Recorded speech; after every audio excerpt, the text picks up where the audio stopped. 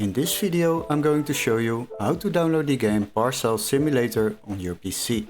So what you need to do is open your Google browser, and before we start I would like to ask you to subscribe to the channel and leave a like on this video.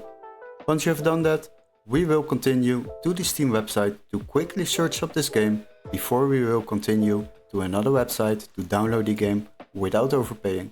So quickly search up the game on Steam, and once you are there, search for the game Parcel Simulator. Select the game, then scroll a little bit down and you will find out that this game on Steam is €17.49. But don't worry, we have a workaround to save yourself a bit of money while downloading games online legitly. So what you need to do is go to the video description and click on the link where it says find game here. Then you will arrive at this website. Now what we will do, we will search for the same game, Parcel Simulator, and then search, sort by price lowest first, and then you will find a PC version which can be activated in our country, so make sure this text is marked green, otherwise you are not able to purchase or download this game.